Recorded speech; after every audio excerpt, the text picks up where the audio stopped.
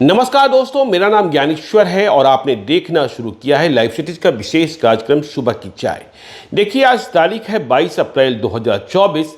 बिहार में पहले चरण का चुनाव 19 अप्रैल को ही संपन्न हो चुका है। आगे 26 अप्रैल को चुनाव है। तो आज हम चुनाव से जुड़े कई मसलों की चर्चा करेंगे। देखिए, हम चर्चा करेंगे कि बिहार में वैसी कौन कौन सी सीटें हैं जहाँ के नतीजे आउट दिख रहे हैं। हम यह भी बताएंगे कि ओवैसी बिहार आ चुके हैं। आपको वह आंकड़ा भी बताएंगे 1999 के लोकसभा चुनाव का और फिर 2004 के लोकसभा चुनाव का कि कितने प्रतिशत मत कम हुए तो सरकार बदल गई। अटल बिहारी वाजपेयी की सरकार खत्म हो गई और देश में मनमोहन सिंह की सरकार बन गई। तो देखिए, इसके आगे आपको हम ये बताएंगे कि पूर्णिया में मुसलमान पप्पू यादव से तसमस नहीं हो रहे हैं और उन्हें कांग्रेस की जगह निर्दलीय उम्मीदवार बनने का फायदा अधिक प्राप्त हो रहा है। यह भी बताएंगे कि नीतीश कुमार की सभाओं में भीड़ कम हो रही है और उन्हें सुनने के प्रति लोगों की दिलचस्पी कम हुई है। तो देखिए, सबसे पहले हम चर्चा करते हैं बिहार में उन लोकसभा सीटों की जहां के नतीजे हम और आप समझ सकते हैं कि 4 जून को नतीजे क्या आएंगे। देखिए, नतीजे किसके पक्ष में जाएंगे ये हम अभी आपको नहीं बताएंगे, लेकिन राजनीतिक सूझबूझ यदि आपके भीतर कुछ भी है तो आप स्वयं समझ सकते हैं। हमें तो मना किया गया है चुनाव आयोग की ओर से, एग्जिट पोल नहीं कर सकते। तो देखिए, वो सीटें जहां सहूलियत वाले उम्मीदवार दिए गए, अब किसने दिए हैं यह आपको समझना है। आप समझ भी रहे हैं। तो जब सहूलियत वाले उम्मीदवार दिए गए तो नतीजे भी सहूलियत वाले ही आएंगे। तो कौन सी सीटें हैं ये? देखिए, मधेपुरा रोम पोप का, मधेपुरा गोप का। तो यहां सहूलियत वाले उम्मीदवार हैं। लड़ाई दिनेश चंद्र यादव जेडीयू के उम्मीदवार और फिर आरजेडी के बीच है। फिर देखिए, सुपौल में यहां भी सहूलियत वाले उम्मीदवार हैं, दिलकेश्वर कामत और चंद्रहास चौपाल। कौन सहूलियत वाला है मैं नहीं बताना चाहता। झंझारपुर में त्रिकोणीय मुकाबला है, रामप्रीत मंडल, गुलाब यादव और सुमन महासेठ में। फिर देखिए, सीतामढ़ी में देवेश चंद्र ठाकुर और अर्जुन राय में। गोपालगंज में आलोक सुमन और चंचल पासवान में। पूर्वी चंपारण में राधा मोहन सिंह और राजेश कुशवाहा में। नालंदा में कौशलेंद्र कुमार और संदीप सौरभ में। तो देखिए, जो राजनीति को समझते हैं, वोटों के गणित को समझते हैं, राजनीतिक जोड़ तोड़ को समझते हैं, उम्मीदवारों के व्यक्तित्व और उम्मीदवारों के लड़ने की क्षमता के बारे में जानकारी रखते हैं, वे मानते हैं कि ये 7 सीटें हैं जहां नतीजे आउट हैं, सहूलियत वाले उम्मीदवार हैं, इसलिए सहूलियत वाले नतीजे ही आएंगे। मैं फिर से कह रहा हूं, यह सहूलियत वाला नतीजा किसके पक्ष में होगा हमने आपको नहीं बताया है। और देखिए, कई पॉलिटिकल पंडितों का तो यह मानना है कि इन 7 लोकसभा क्षेत्रों में से एक लोकसभा क्षेत्र ऐसा है जहां बिहार में जीत हार का सबसे बड़ा अंतर सामने आ सकता है। आप स्वयं पता करिए यह कौन सा लोकसभा क्षेत्र है।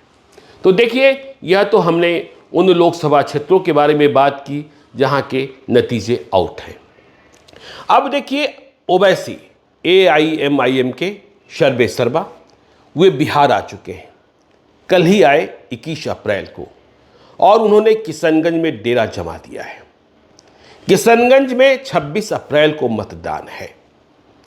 तो ओवैसी वहां लड़ रहे हैं। उनकी पार्टी के उम्मीदवार अख्तरुल ईमान है, 2019 में भी लड़े थे। मुकाबला डॉक्टर मोहम्मद जावेद, कांग्रेस के मौजूदा सांसद, और जेडीयू के मास्टर मुजाहिद आलम से है। ओवैसी आक्रामक भाषण करते हैं। किशनगंज में कांग्रेस के खिलाफ एंटी इनकम्बेंसी भी दिखाई पड़ रही है। और जो बीजेपी के वोटर हैं या फिर मास्टर मुजाहिद आलम के अपने वोटर हैं, वे जेडीयू उम्मीदवार के पक्ष में गोलबंद हो रहे हैं। तो देखना दिलचस्प होगा कि किशनगंज की जो सीट है वहां मुसलमानों में कितना डिवीजन होता है। डिवीजन तो होना है। 2019 में भी डॉक्टर मोहम्मद जावेद गिरते लुढ़कते ही जीते थे। तो ओवैसी का प्रभाव क्या, और जब ओवैसी आए हैं किशनगंज में तो पड़ोस के कटिहार और पूर्णिया सीट पर उनका क्या संदेशा पहुंचता है। वैसे पूर्णिया के बारे में खबर यह है कि वहां के मुसलमान पप्पू यादव के साथ बिल्कुल जुड़े हुए हैं, फेविकोल की तरह। वे टूटने को तैयार नहीं हैं, कोशिशें जारी हैं, क्योंकि उन्हें लग रहा है कि यह मौका है जब हम किसी को सबक भी सिखा सकते हैं और पप्पू यादव का समर्थन भी कर सकते हैं। यादव भी साथ दिखते हैं। और देखिए, जो पूर्णिया से लौटे हैं खबरनबीश, या जो पूर्णिया के जितने पॉलिटिकल ओपिनियन दिखाई पड़ रहे हैं, वे कह रहे हैं कि निर्दलीय उम्मीदवार हो जाना पप्पू यादव के लिए फायदेमंद हुआ है। वे कांग्रेस के उम्मीदवार होते तो वैसे मत जो भाजपा के समर्थक हैं लेकिन जेडीयू के मौजूदा सांसद से परेशान हैं, वे इनके साथ नहीं जुड़ते। लेकिन आज वैसे मत भी जुड़े हुए हैं। नतीजा क्या होगा पता नहीं। हां, नंबर 1 नंबर 2 की लड़ाई में पप्पू यादव और संतोष कुशवाहा ही हैं। बीमा भारती अभी नंबर 3 में कहां रहेंगी, इसकी ही चर्चा है। तो देखिए, अब हम तीसरी बात करते हैं, चौथी बात भी करते हैं, तीसरी चौथी बात, कि 26 अप्रैल को दूसरे चरण का मतदान है। और यह मतदान जो है पूर्णिया में है, किशनगंज में है, कटिहार में है, बांका में है, भागलपुर में है, 5 लोकसभा क्षेत्रों में। तो देखिए, 26 अप्रैल को फिर से बिहार में बहुत तगड़ा लगन है, विवाह का लगन, और इस वैवाहिक सीजन का अंतिम लगन है। तो क्या 26 अप्रैल को फिर से कम वोटिंग होगी? यह बड़ा सवाल। और यदि कम वोटिंग हुई तो नुकसान किसका? और ये 5 लोकसभा क्षेत्र, पूर्णिया, कटिहार, किशनगंज, भागलपुर, बांका, ऐसे लोकसभा क्षेत्र हैं जहां मुस्लिम आबादी भी अधिक है। लेकिन इस बात का भी ध्यान रखना होगा कि फिर से 26 अप्रैल जुम्मे का दिन है। लोग नमाज पढ़ने मस्जिदों में जाते हैं, 2 घंटे का वक्त लगता है। और हमने 19 अप्रैल को देखा था कि इन 2 घंटों में नमाज के वक्त में मुस्लिम बाहुल्य जो बूथ थे हुए खाली थे, उनका वोट प्रतिशत भी गिरा है। और हमने यह बात भी नोटिस की है कि मुसलमान मोदी को हराने के लिए उतने कट्टर नहीं हैं जितने कट्टर 2019 और 2014 में थे। ठीक वैसे ही मोदी समर्थकों में उतनी दीवानगी नहीं है जो 2014 और 2019 में थी। यदि मोदी समर्थकों में दीवानगी होती तो वे घरों से निकलते और मत प्रतिशत 60% से ऊपर तो जाता ही जाता। इस बात का एहसास भाजपा के केंद्रीय नेतृत्व को हुआ है। यदि कल आपने पीएम मोदी का भाषण सुना होगा तो वे अपने भाषण को मोदी की गारंटी से अधिक मुसलमानों का भय दिखाने की ओर ले गए। देखिए, हमने क्यों कहा कि जब मत प्रतिशत गिरता है, देखिए इसे लोग माइक्रो एनालिसिस कर रहे हैं कि वोट प्रतिशत में गिरावट प्रो इनकम्बेंसी है या एंटी इनकम्बेंसी है। प्रो इनकम्बेंसी मतलब ये कि सरकार के खिलाफ कोई अभी मत नहीं है, इसलिए आग नहीं है, इसलिए भीड़ नहीं है। जो समर्पित कार्यकर्ता हैं वे जाकर वोट दे रहे हैं। और एंटी इनकम्बेंसी कि जो समर्थक हैं वो घरों में दुबक गए हैं। देखिए 1999 जब करगिल वार हुआ था और इसके बाद लोकसभा का चुनाव हुआ था, जिस वक्त अटल बिहारी वाजपेयी प्रधानमंत्री बने थे, तो अटल बिहारी वाजपेयी 1999 में प्रधानमंत्री बने, एनडीए की सरकार बनी और 1999 में कितना वोट गिरा था यह आपको पता है। 1999 में कुल वोट गिरे थे 59.99%, मतलब 60%। और देश में एनडीए की सरकार बन गई थी, अटल बिहारी वाजपेयी प्रधानमंत्री हो गए थे। 5 वर्षों तक सरकार चली थी। लेकिन 2004 में जब चुनाव हुए, शाइनिंग इंडिया दिख रहा था, वाजपेयी का ध्वज पताका फहरा रहा था, लेकिन क्या हुआ? शाइनिंग इंडिया का उत्सव था, लोग कह रहे थे प्रचंड जीत मिलने जा रही है, लेकिन वोट प्रतिशत 1999 में 59.99%, यह गिरकर 2004 में 58.07% हो गया था। मतलब 1.92% वोट कम गिरे थे। और इसका परिणाम क्या निकला है आपको पता है? कि 1999 की तुलना में 2004 में कांग्रेस की सीटें जो हैं 31 बढ़ गई थी, 31, और बीजेपी की सीटें जो हैं वह 44 घट गई थी। और इसका असर यह हुआ कि वाजपेयी सरकार खत्म हो गई, देश में यूपीए की सरकार बहाल हो गई थी।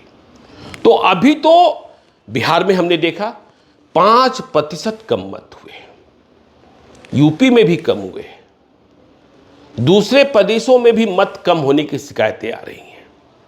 और नागालैंड के तो 6 ऐसे जिले हैं जहां 4 लाख मतदाता, वहां एक भी मत नहीं गिरा।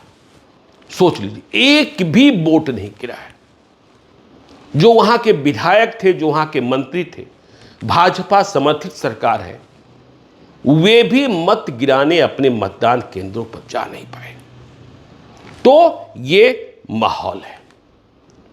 अब बीजेपी का जो संगठन है, हमने कहा कि 26 अप्रैल को फिर से लगन है, बहुत तगड़ा लगन है। और लगन के चक्कर में यदि लोग वोट देने नहीं गए और जुम्मे की नमाज ने भी वोट कम किया, तो बराबरी होगी या फिर किसी अधिक फायदा होगा या किसी अधिक नुकसान होगा।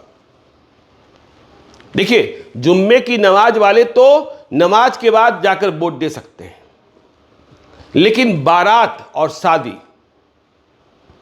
के चक्कर में यदि वोट प्रतिशत कम हुआ तो महिलाओं का भी वोट प्रतिशत कम हो जाता है। घर में शादी है, चाहे मर्द हो चाहे औरत हो, शादी में व्यस्त है। बारात है, रिश्तेदार के यहां शादी है, वहां गए हुए हैं। तो पता नहीं तारीखें कैसे मुकर्रर की गई हैं। लगन का आखिरी सीजन है। और गर्मी की बात करेंगे तो 19 अप्रैल से ज़्यादा गर्मी। आज तो देखिए, मौसम विभाग ने बाजाप्ता निर्देश जारी किया है कि बहुत ज़रूरत न हो तो दिन के 12 बजे से 3 बजे तक घरों से नहीं निकले। कितनी गर्मी है, लू के थपेरे चल रहे हैं। तो ये तो बात हुई कम प्रतिशत वोट होने पर क्या हो सकता है। और जो वोट कम हो रहे हैं वो प्रो इनकम्बेंसी है कि एंटी इनकम्बेंसी है। वोट प्रतिशत बढ़ाने के लिए और चुनाव में गर्मी लाने के लिए नरेंद्र मोदी क्या कर सकते हैं? हमने पहले भी कहा है कि देखिए, घर में बूढ़े और जवान में, घर के मुखिया और बेटे और पोतों में बहस है। घर के प्रमुख जो हैं, जो बुजुर्ग हैं, वे मोदी के फ्री राशन और किसान सम्मान निधि से संतुष्ट हैं। लेकिन जो बेटा है, पोता है, पोती है, वह रोजगार और नौकरी की बात कर रहा है। अब देखिए, सुबह की चाय के अंतिम पड़ाव पर हम चर्चा करेंगे, नीतीश कुमार की। नीतीश कुमार अभी पूर्णिया, किशनगंज, कटिहार, अररिया इन्हीं इलाकों में है। लेकिन जो खबरें आ रही हैं, जो तस्वीरें आ रही हैं नीतीश कुमार की जनसभाओं की, लोगों की मौजूदगी कम दिखाई पड़ रही है और उनके भाषण में भी कुछ नयापन नहीं है, नुकीलापन नहीं है। कुछ ऐसा बोल देते हैं कि वह चुनाव के मौसम को बनाने के बजाय दूसरे प्रकार के विवादों में घिर जा रहा है। क्योंकि लालू यादव के साथ भी रहे, तेजस्वी यादव के साथ भी रहे, जब अलग होते हैं तो बोलना शुरू कर देते हैं। तो लोगों के दिमाग में यह बात बैठ रही है कि क्या बोल रहे हैं। जब उधर रहेंगे तो नहीं बोलेंगे, जब इधर आएंगे तो बोलेंगे। तो नीतीश के भाषण सुनने को लोगों के भीतर बेताबी, और हमने पहले भी कहा कि देखिए इस बार चुनाव बहुत उदास है। यह भी नहीं हो रहा है कि जहां प्रधानमंत्री जा रहे हैं वहां बिल्कुल हवा बदल जा रही है। पहले चरण के चुनाव में नवादा, गया, जमुई, औरंगाबाद में तो चुनाव की घोषणा के पहले ही प्रधानमंत्री गए थे। चुनाव प्रचार में नवादा गए, गया गए, जमुई गए। हवा कितनी बदली, वहां के उम्मीदवार ज्यादा बेहतर बता सकते हैं एनडीए वाले। नवादा में देखिए बीजेपी वाले किस बात की कल्पना कर रहे हैं, नवादा का नतीजा कैसे निकलेगा इस बात को भी समझिए। विवेक ठाकुर की जीत की गारंटी कोई नहीं दे सकता। हां, ईश्वर से मनाया जा रहा है कि विनोद यादव ने कम से कम यादवों का 20% मत काटा हो, 50,000 से अधिक वोट प्राप्त हो जाए। राजवल्लभ यादव के भाई, आरजेडी के बागी प्रत्याशी। तो बीजेपी को अपने मतों पर जीत का भरोसा नवादा में नहीं है। बीजेपी को इस बात की उम्मीद है, इस बात से आशा है कि विनोद यादव ने वोट काटा ही काटा है, और जब विनोद यादव ने वोट काटा है तो जीतेंगे ही जीतेंगे। तो यह भी विश्वास को अविश्वास में बदलता है कि वह भाजपा जो बड़े बड़े संकल्प ले रही थी, बड़े बड़े लक्ष्य निर्धारित कर रही थी, 2 लाख से जीतेंगे, 3 लाख से जीतेंगे, 4 लाख से जीतेंगे, वह कहां पहुंच गई है। सांसदों से सवाल पूछे जा रहे हैं कि मोदी की बात छोड़िए, मोदी से कहां कोई नफरत है, मोदी को हटाने की जिद भी नहीं देखी है हमने, लेकिन आपने क्या किया है यह तो बताइए। और हमें याद है कि टिकटों के फैसले के कोई 3 महीने पहले ही मोदी ने बिहार के सांसदों से कहा था कि हमारे नाम के अलावा अपने 3 काम बताइए, और अधिकांश सांसद नहीं बता पाए थे। ये दूसरी बात है कि अधिकांश पुराने सांसदों को टिकट मिल गया है। तो बिहार में चुनाव दिलचस्प है लेकिन उदास है। इसकी खबरें आपको हम बताते रहेंगे। आप देखते रहिए लाइव सिटीज को। यदि अब तक आपने हमारे YouTube चैनल लाइव सिटी को सब्सक्राइब नहीं किया है तो जरूर कर लीजिएगा, और यदि इस वीडियो को फेसबुक पेज के माध्यम से देखें तो पेज को लाइक कीजिएगा, ट्विटर पर भी हमें फॉलो कीजिए। धन्यवाद।